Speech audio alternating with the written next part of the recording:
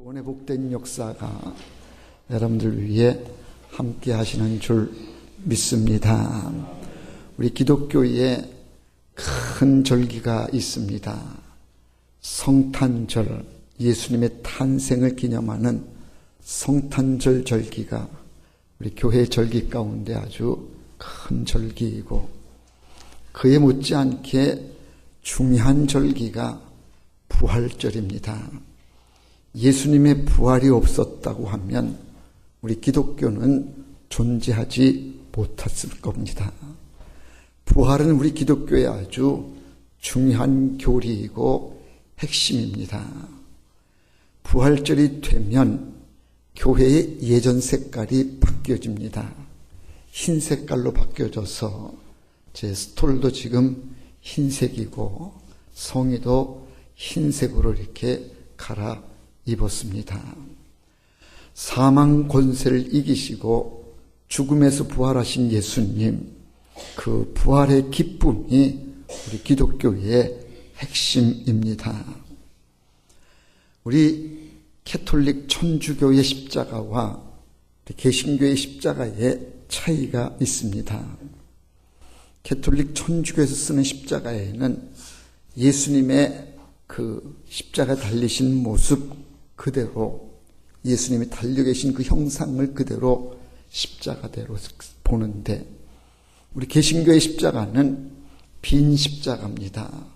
예수님이 달려 계신 십자가가 아니고 그 달렸던 십자가 예수님 살아나셔서 더 이상 십자가에 달려 계시지 않는, 그래서 우리 십자가는 빈 십자가입니다. 부활은 우리에게 큰 기쁨이요 소망이고, 부활은 우리 기독교의 핵심 교리입니다. 부활절을 맞이해서 오늘 말씀을 통해서 부활이 주는 의미, 또 부활의 기쁨이 어떤 것인지를 함께 나누고자 합니다. 오늘 말씀은 시리와 절망 가운데에 빠져있던 두 제자, 엠마오로 내려가던 두 제자에 관한 이야기입니다. 복음서가 마태, 마가, 누가, 요한 이 네 권의 책을 가리켜서 예수님의 생애를 기록한 복음서라 그렇게 말하는데, 이 복음서에 예수님의 이 부활 사건이 기록되어진 책은 마가복음과 누가복음밖에 없습니다. 마태복음이나 요한복음에는 이 엠마오로 내려가는 두 제자에 관한 얘기가 기록되어 있지 않습니다. 마가복음에는 잠깐 언급이 됐는데 16장 12절과 13절에 보면 엠마오로 내려가는 이 두 제자에 관한 얘기가 아주 간략하게 나와 있습니다. 이에 반해서 오늘 우리가 봉독한 누가복음에는 비교적 상세하게 엠마오로 내려가는 두 제자에 관한 이야기가 기록이 되어 있는데, 이 내용이 이렇게 되어 있습니다. 두 사람이 예루살렘에서 엠마오라고 하는 마을로 내려가는 중입니다. 13절 본문에 보면 그날에 그들 중 둘이 예루살렘에서 25리 되는 엠마오라는 마을로 가면서라고 그랬습니다. 이 말씀에서 알 수 있듯이 먼저 이 두 사람은 예수님의 제자들이라는 겁니다. 그런데 이 두 사람 중에 한 사람의 이름이 조금 이후의 기록을 보니까 글로바라고 하는 그런 사람이었는데, 예수님의 12제자에 속하지 않는 글로바인 것을 보면 아마 이들은 12제자에 속하지 않는 또 다른 제자가 아니었을까, 그런 추측을 하게 됩니다. 이 두 제자는 최근에 예루살렘에서 일어났던 일에 대하여 잘 알고 있었습니다. 곧 예수님이 십자가에 달리셔서 죽으신 사건입니다.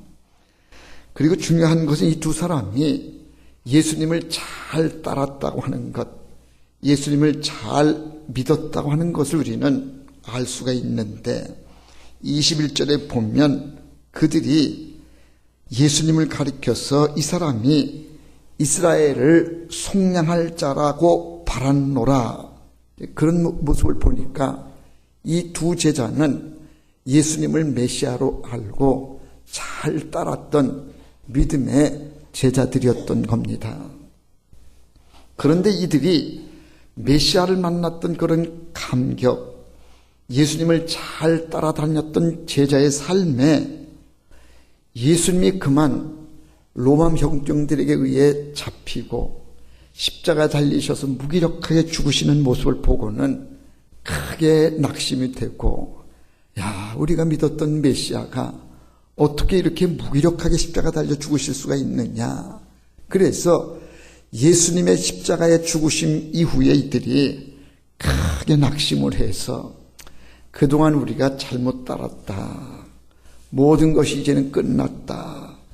그렇게 낙심해서 지금 예루살렘을 떠나서 그들의 고향인 엠마오로 내려가고 있는 그런 중입니다.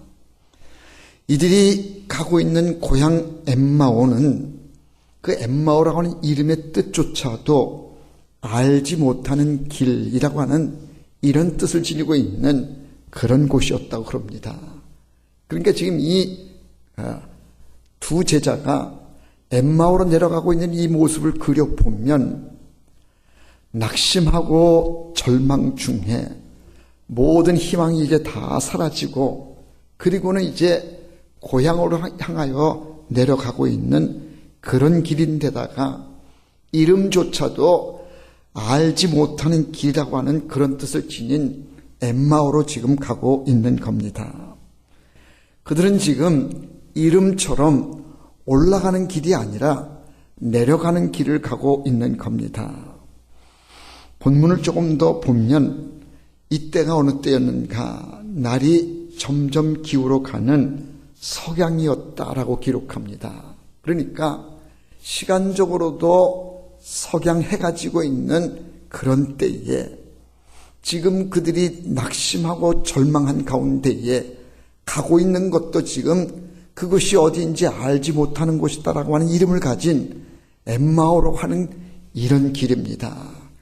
내려가는 길인데다가 오후 석양길인데다가 낙심과 절망 가운데 빠져있는 이런 길을 지금 이 두 제자가 내려가고 있는 겁니다.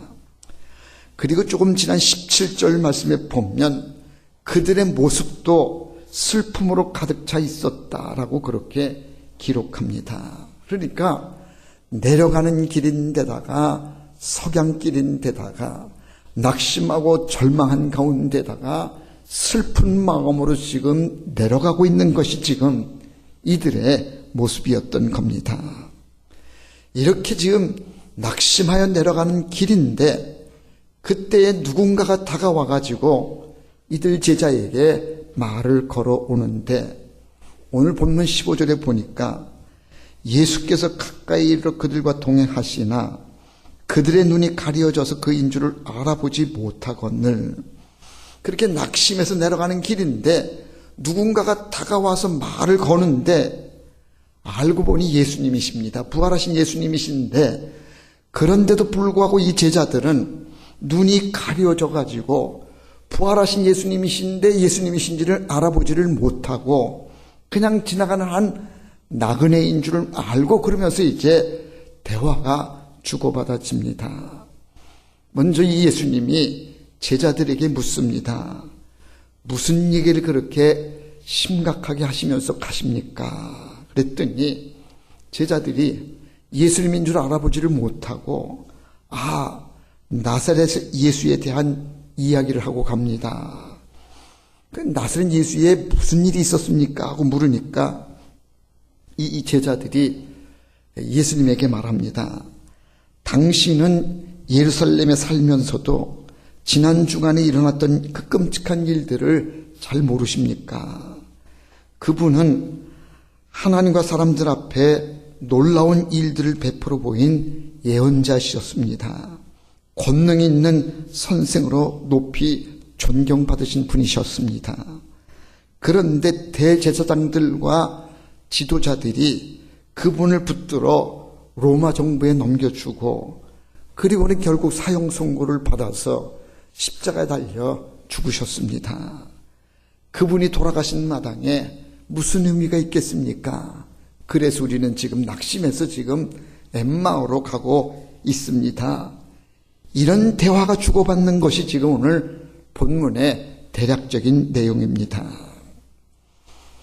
부활의 주님과 함께 하는데 눈이 가리워져서 알아보지를 못한 그들, 여기에 이 예수님을 만나고는 놀라운 변화를 이루게 됩니다. 그들은 알아보지는 못했지만 부활의 주님을 엠마오로 내려가던 중에 거기서 만나게 되었던 겁니다. 우리가 부르는 찬송가 305장은 나 같은 죄인 살리신 어메이징 그레이스인데, 이 찬송을 지으신 이가 바로 존 뉴턴 목사입니다. 이 존 뉴턴 목사님이 이런 말을 했다 그럽니다. 성경에 있는 모든 말씀들이 다 없어진다 해도 누가복음 24장만 있으면 성경은 존재할 만한 가치가 있다.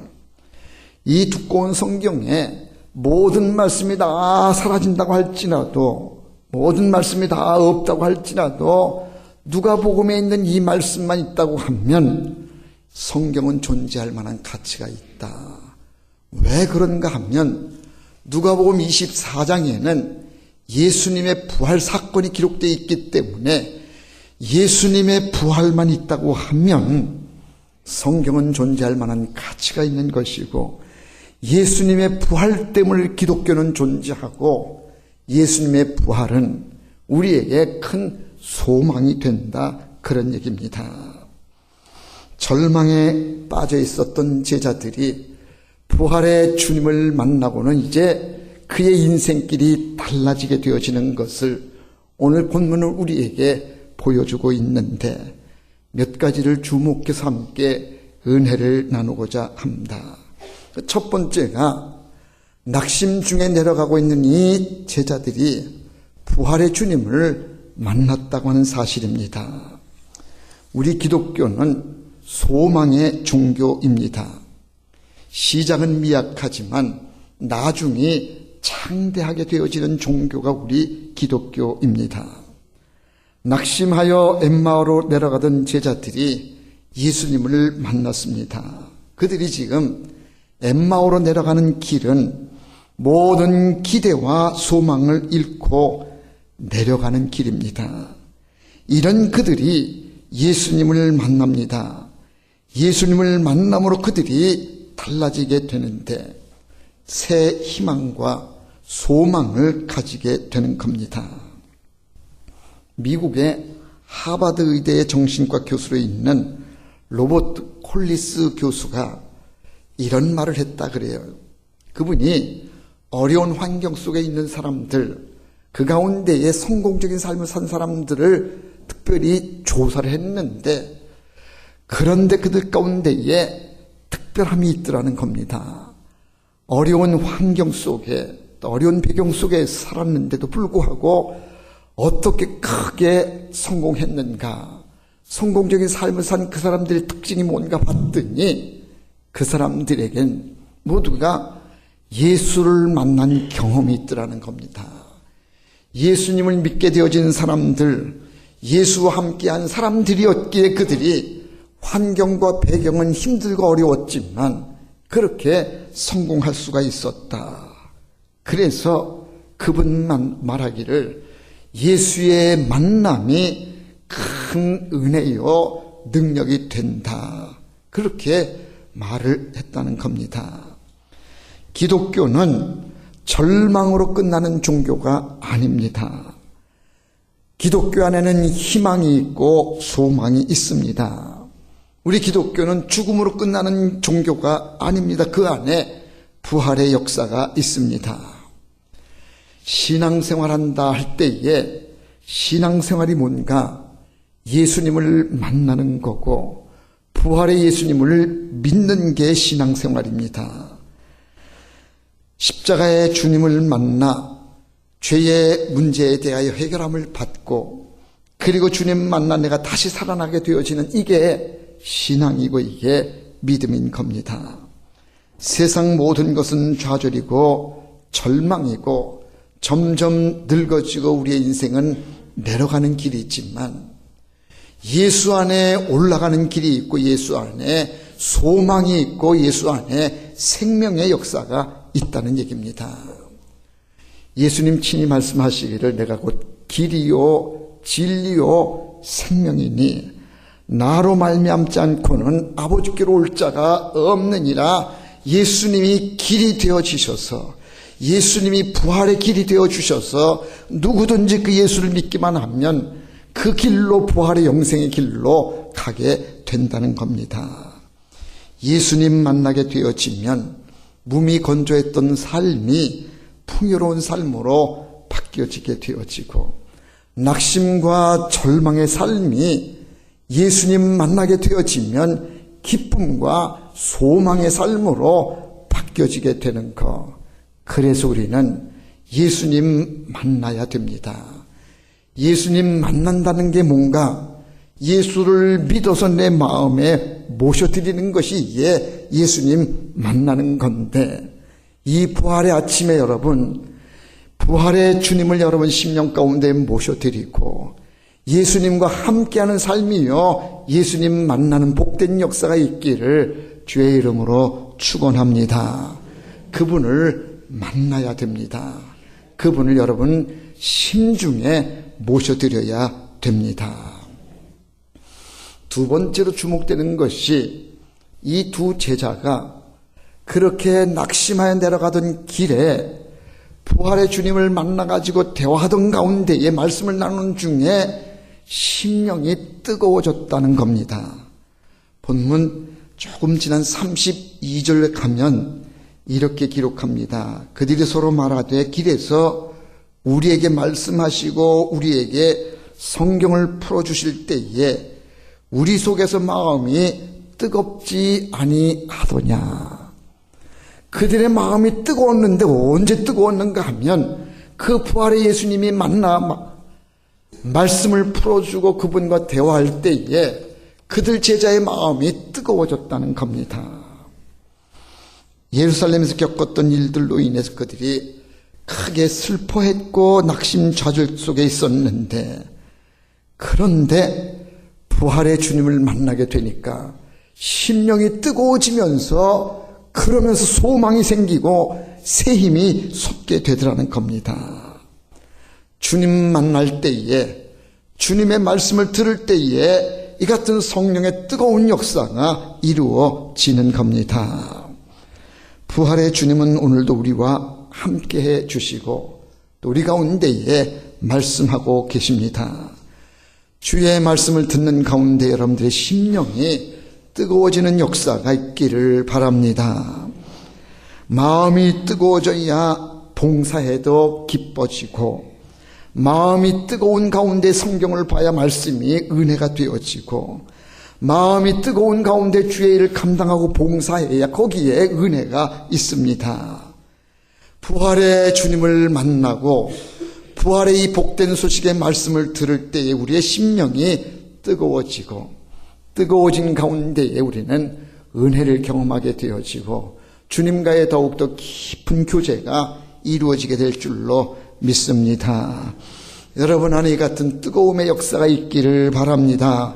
성령의 뜨거운 역사요 말씀의 은혜의 뜨거운 역사가 오늘 이 부활절에 여러분들 위해 있기를 바랍니다. 마지막 세 번째가 오늘 말씀에서 우리에게 주는 교훈이 내려가는 길이 아니라 이제는 올라가는 길로 바뀌어져야 된다. 부활의 주님을 만나게 되어지면 우리의 인생길이 이제는 바뀌어져서 내려가는 것이 아니라 이제는 올라가는 길로 바뀌어지는 겁니다. 이 엠마오로 내려가던 두 제자가 낙심하여 내려가던 중에 앞서 말씀드린 대로 부활의 주님을 만나서 대화하던 가운데에 마음이 뜨거워졌고 어느새 그 사이 동이 터서 이제 새벽이 되어지는 새벽 시간이 되었던 겁니다. 그렇게 되자 내려가던 길에 있었던 두 제자가 이제는 방향을 바꾸어서 엠마오로 가는 것이 아니라 오던 예루살렘을 향하여 방향을 바꾸어 올라가는 모습으로 그들의 모습이 달라지는 것을 보게 됩니다. 부활의 주님을 만나기 전까지는 낙심해서 이제는 끝났다, 절망 중에 내려가며 좌절 절망 가운데 슬퍼 그 길 가던 그들이 부활의 주님을 만나고 난 뒤에는 완전히 삶의 방향이 달라져서 낙심하여 내려가던 길이 아니라 이제는 방향이 올라가는 길로 바뀌어지더라는 겁니다. 이 부활이 우리의 삶을 바꿔주게 되어지고 우리를 소망 가운데에 새롭게 해주시는 줄 믿으시기를 바랍니다. 이스라엘 백성들이 광야길 갈 때에 그들이 갈 바를 알지 못해서 낙심 절망 중에 있을 때에 민수기 21장 11절에 보면 이런 기록이 있습니다. 해 돋는 쪽 광야에 진을 치고, 해 지는 쪽에다가 진을 친 것이 아니라 그들이 이제는 하나님 바라보면서 이제는 해가 뜨는 쪽으로 진을 치고 그쪽을 향하여 나아가는 올라가는 삶으로 그들이 바뀌어졌더라는 겁니다. 부활의 주님을 만나게 되면 석양에 지는 해에 내려가는 길이 아니라 이제는 올라가는 길로 방향이 바뀌어지는 것, 실망과 절망의 길에 돌이켜서 이제 그들이 예루살렘으로 올라가게 됩니다. 예루살렘으로 돌아갔다는 것은 잃어버린 신앙의 원위치로 돌아왔다는 것을 의미하고, 절망의 자리에 빠졌던 그가 이제는 소망의 삶의 자리로 방향이 바뀌어졌다고 하는 것을 의미합니다. 부활의 주님을 만나면 우리의 인생이 그렇게 바뀌어지게 될 줄로 믿습니다. 예수님께로 돌아오는 인생이 되시기를 바랍니다. 지는 태양 아래에서 떠오르는 태양 쪽으로 우리의 삶의 방향이 바뀌어지는 겁니다. 여러분들은 지금 인생이 어느 쪽으로 가고 있습니까? 아마 대부분의 사람들이 그렇게 말합니다. 이제는 희망도 없고 소망도 없습니다. 나이가 드니 기력도 떨어지고 늙어지니 소망이 없습니다. 나 이제는 그냥 이런 정도로만 계속 가도 좋겠습니다. 그냥 우리는 좌절과 절망 가운데 지금 내려가는 인생들이 아닌가. 내려가는 인생이 부활의 주님을 만나게 되어지면 인생길이 달라져서 이제는 올라가는 쪽으로 희망의 길로 우리의 가는 방향이 달라지게 된다는 겁니다. 이 부활의 기쁨이 여러분들 위에 있기를 바랍니다. 성경은 우리에게 분명히 말씀하시기를 사망 권세를 이기시고 우리 예수님이 부활하셨다. 누구든지 예수를 믿기만 하면 예수님처럼 부활하게 된다고 우리에게 말씀하고 있습니다. 믿음으로 부활의 주님을 바라보면 우리도 예수님처럼 부활하게 될 줄로 믿습니다. 부활의 소망을 가지면 좌절과 절망의 자리에서 우리는 이제는 희망을 가지고 위로 올라가는 삶이요, 복된 삶이요, 은혜의 삶으로 영원한 생명의 길로 나가게 될 줄로 믿습니다. 부활의 주님을 믿으시기를 바랍니다. 다시 살아나셔서 살아계신 주님이 우리와 함께 하시는 것 믿으셔야 됩니다. 성경은 우리에게 이 부활의 주님을 믿느냐 그렇게 물으시고 믿어야 된다라고 말씀합니다. 믿는 것과 아는 것은 다릅니다. 예수님의 부활 사건은 아는 대상이 아니라 믿음의 대상입니다. 알의 대상과 믿음의 대상의 차이가 무엇인가를 쉽게 설명하면, 제가 여기에 리모컨을 들고 있는데 여기 리모컨이 있습니다 하면 여러분들은 이 리모컨은 봐서 아는 겁니다. 여러분, 이게 리모컨입니다, 믿으시기 바랍니다. 이거는 믿으라고 할 필요가 없이 보여지고 만져지는 것이기 때문에 이건 믿음의 대상이 아니라 이거는 아는 것의 대상입니다. 그럼 믿음의 대상은 뭐냐? 만져지지 않고 보여지지 않는데, 만져지지 않고 보여지진 않지만 그렇게 된 줄로 믿는 이게 믿음의 대상 아닙니까? 자, 그러면 예수님이 다시 살아나셨습니다. 그 예수님은 우리가 만져보지도 못했고 그 예수님은 우리가 보지도 못했고 눈으로 보지는 못했다 할지라도 그분이 다시 살아나신 줄 믿습니다 할 때 이 대상이 바로 믿음의 대상이 된다는 겁니다. 그럼 뭘 근거로 해서 믿느냐? 말씀에 근거해서, 성경 말씀에 그 예수님이 사망 권세를 이기시고 죽음에서 부활하셨다라고 분명하게 기록되어 있으니 이 말씀을 근거로 해서 우리는 부활의 주님을 믿습니다. 그래, 부활의 주님을 우리가 믿는 겁니다. 그분은 살아서 지금도 역사하십니다. 누구든지 부활의 주님을 믿기만 하면 너희도 예수님이 부활의 첫 열매가 되신 것처럼 너희들도 부활의 열매가 될 것이다. 부활에 동참하게 된다고 분명히 말씀하고 있습니다. 부활의 주님, 우리 가운데 함께 하심을 믿으시기를 바랍니다. 예수님은 지금도 살아계십니다. 믿으시기 바랍니다. 미국의 어느 주일학교에서 그런 일이 있었대요. 선생님이 애들에게 여러분들이 존경하는 분들이 누굽니까? 하고 물었더니 애들이 저요 하면 손을 들면서 저는 클린턴이에요. 저는 전에 있던 카터 대통령이 아니에요. 오바마 대통령이 막 그러면서 막 애들이 이렇게 얘기하는 중에 한 아이가 손을 번쩍 들더니 예수님이에요. 이렇게 대답을 했어요. 그랬더니 선생님이 돌아가신 분 말고 지금 살아있는 분만 얘기하세요. 이렇게 한 거예요. 그러니까 이 선생님은 예수님이 돌아가셨다라고 얘기하는데 그 애가 무슨 얘기예요 선생님? 예수님은 지금도 살아계셔요. 그렇게 얘기했다는 거예요. 선생보다 나은 학생이. 예수님 살아나셨어요. 지금도 살아계셔요. 믿으시기를 바랍니다. 부활의 주님을 믿는 자가 부활에 동참하게 되어지고 영생의 복을 받게 되어지는 것 믿으시고 부활의 기쁨이 충만케 되시기를 바랍니다. 요한복음 11장 25절 26절 앞서 제가 봉독한 바가 있는데 예수께서 가라사대 나는 부활이요 생명이니 나를 믿는 자는 죽어도 살겠고 무릇 살아서 나를 믿는 자는 영원히 죽지 아니하리니 이것을 내가 믿느냐. 예수님이 직접 하신 말씀이 내가 부활이요 생명이다. 나를 믿는 자는 죽어도 살고 살아서 믿는 사람들은 영원히 죽지 않는데 이것을 네가 믿느냐. 예수님이 물으셔요. 믿어야 됩니다. 믿음이 최고의 수준입니다. 우리는 신앙을 도덕적인 수준에 머무르면 안 됩니다. 부활의 주님을 믿는 자리로 나가야 됩니다.